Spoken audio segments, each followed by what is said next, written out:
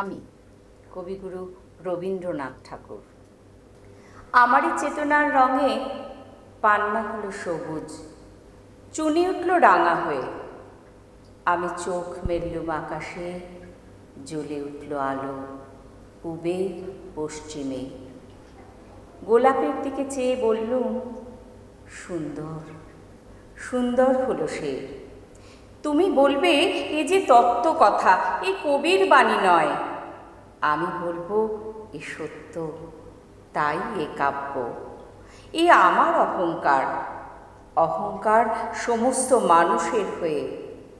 মানুষের অহংকার পটেই বিশ্বকর্মার বিশ্বশিল্প। তত্ত্বজ্ঞানী জপ করছেন নিঃশ্বাসে প্রশ্বাসে। না না না, না পান্না, না চুনি, না আলো, না গোলাপ, না আমি, না তুমি। ওদিকে অসীম যিনি, তিনি স্বয়ং করেছেন সাধনা। মানুষের সীমানায় তাকেই বলে আমি।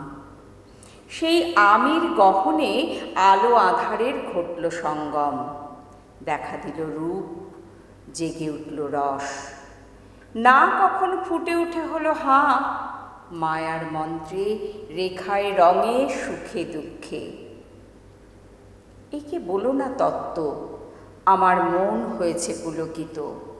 বিশ্ব আমির রচনার আসরে হাতে নিয়ে তুলি, পাত্রে নিয়ে রং। পণ্ডিত বলেছেন, বুড়ো চন্দ্রটা নিষ্ঠুর, চতুর হাসি তার।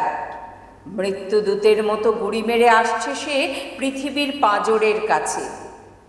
একদিন দেবে চরম টান তার সাগরে পর্বতে। মর্তলোকের মহাকালের নতুন খাতায় পাতা জুড়ে নামবে একটা শূন্য। গিলে ফেলবে দিনরাতের জমা খরচ। মানুষের কীর্তি হারাবে অমরতার ভান। তার ইতিহাসে লেপে দেবে অনন্ত রাত্রির কালি। মানুষের যাবার দিনের চোখ বিশ্ব থেকে ছানিয়ে নেবে রস। মানুষের যাবার দিনের মন ছানিয়ে নেবে রং।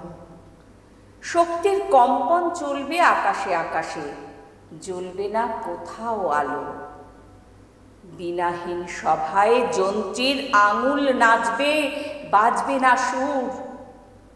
সেদিন কবিত্বহীন বিধাতা একা বসে রবেন নীলিমাহীন আকাশে, ব্যক্তিত্ব হারা অস্তিত্বের গণিত তত্ত্ব নিয়ে।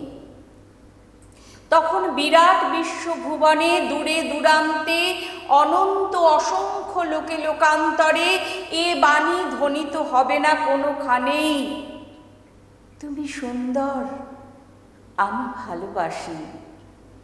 বিধাতা কি আবার বসবেন সাধনা করতে?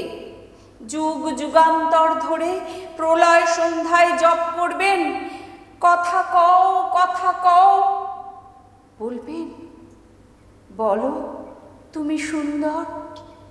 বলবেন, বলো আমি ভালোবাসি।